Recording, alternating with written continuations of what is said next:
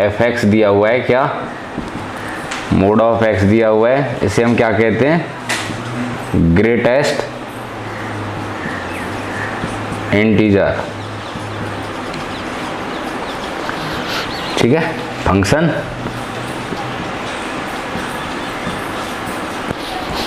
ठीक है, क्या होता है, जो आपका ये जो स्क्वायर ब्रैकेट के अंदर x होता है उसे हम क्या कहते हैं, ग्रेटेस्ट इंटीजर फंक्शन कहते हैं। कर रहे हैं यहाँ पर x बिलोंग्स टू 5 to 9 वाला कर रहे हैं, तो यहाँ पर हम कोई भी वैल्यू ले सकते हैं इनके बीच में, दोनों क्वेश्चंस में इसी तरह से लेनी है आपको।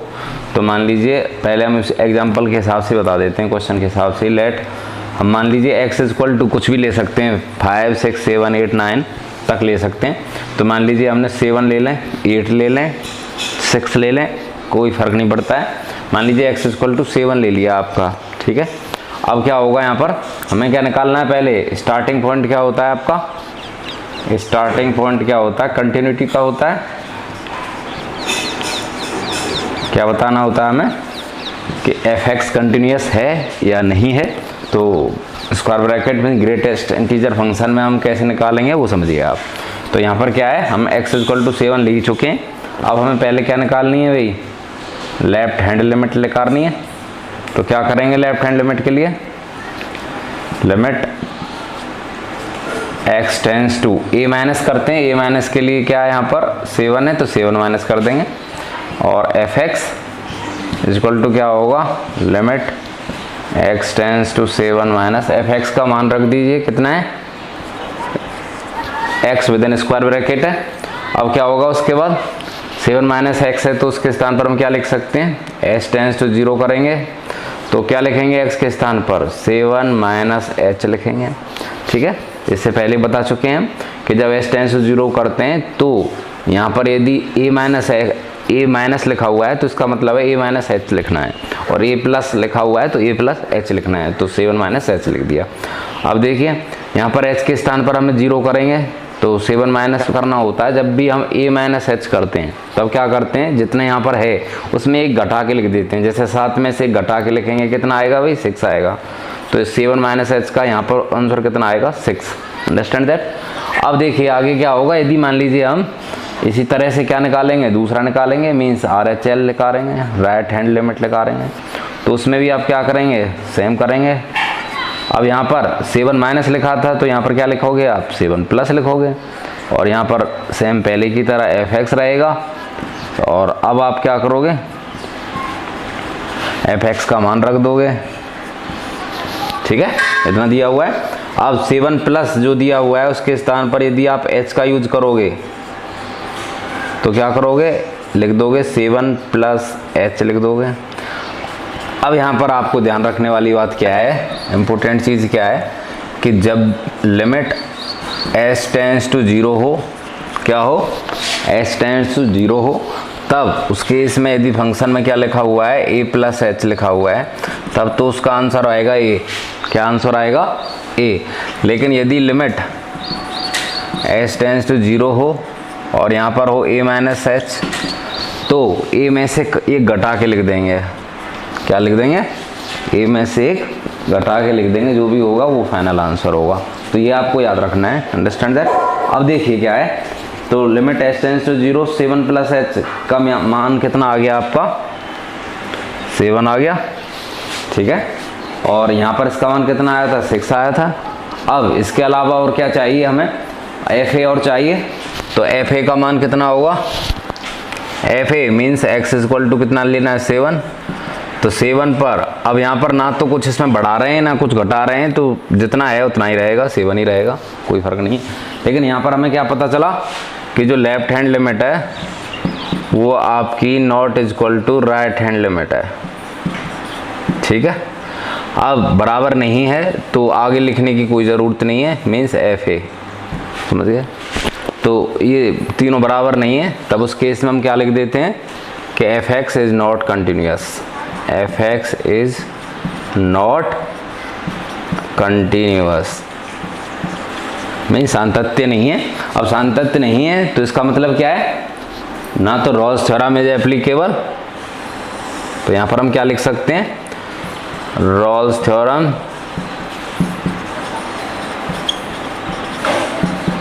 Is not applicable. ठीक है, और सेम क्या लिख सकते हैं, सिमिलरली हम क्या लिख सकते हैं यहाँ पर, Lagrange mean value theorem, Lagrange mean value theorem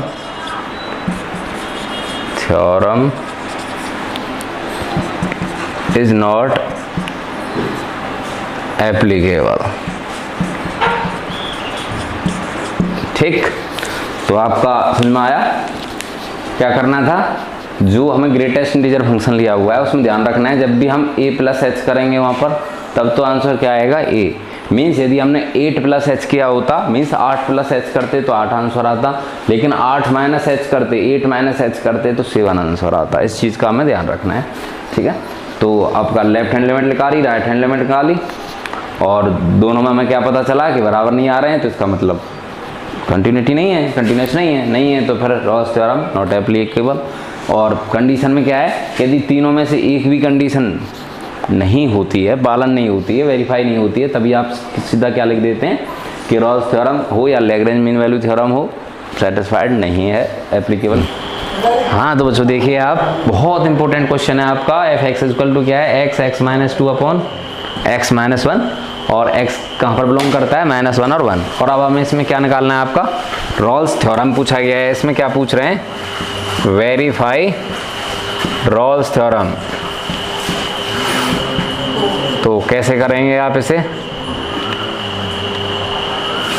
ठीक कैसे करेंगे, तो पहले हमें पता है जो f(x) दिया हुआ है, सीधा लिख देंगे f(x) इक्वल टू कितना है आपका, x माइनस 2 है, और अपॉन x माइनस 1 है, और x का जो मान है वो आपका कहाँ बिलोंग करता है, -1 से 1 करता है।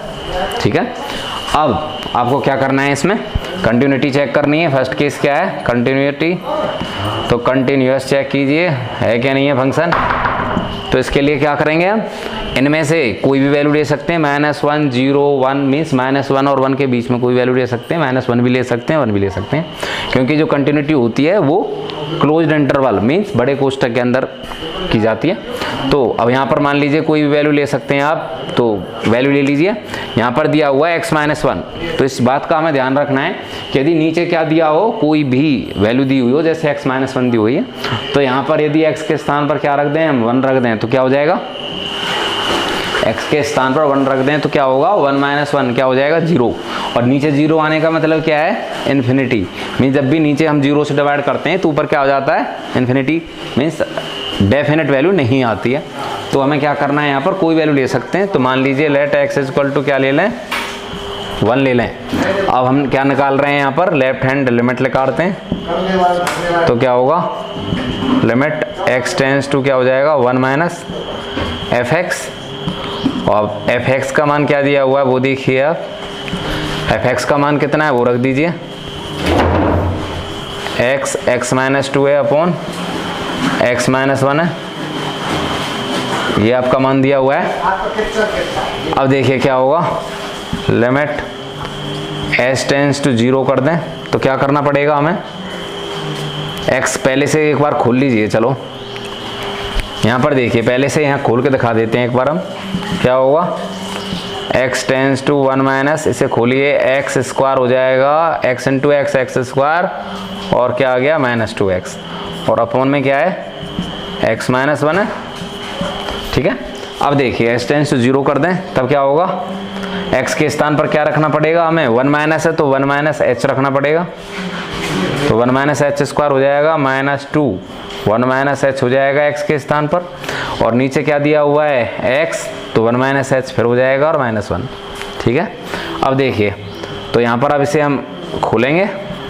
ठीक है, तो यहाँ पर देखिए, ये हम डायरेक्ट बता रहे हैं आपको कि जब भी क्या हो, 1 माइनस h स्क्वायर है, वैसे तो खोलेंगे तो क्या होगा, a माइनस b का होल स्क्वायर से खोलेंगे, लेकिन डायरेक्ट हमें पता है आंसर क्या होगा, यहाँ पर 1 माइनस h स्क्वायर दिया हुआ है, तो 1 का स्क्वायर आएगा इसमें से निकल के, बस बाकी सब 0 हो जाना है, -2, 1 माइनस h है तो h के स्थान पर 0 आ ही जाएगा, केवल 1 बच जाएगा, और नीचे देखिए क्या बचेगा आपका, 1 माइनस 1 तो क्या हो जाएगा, ये कैंसिल हो जाना है, केवल -h है तो क्या हो जाएगा, 0।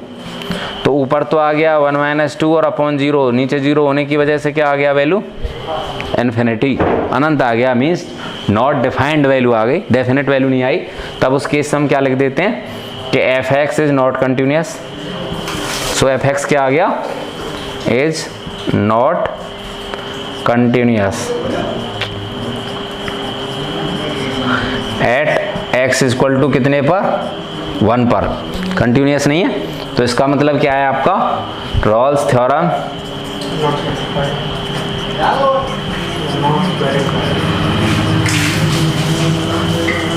Theorem and Lagrange mean value theorem,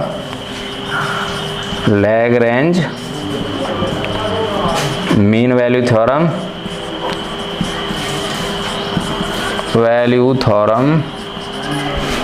is not satisfied,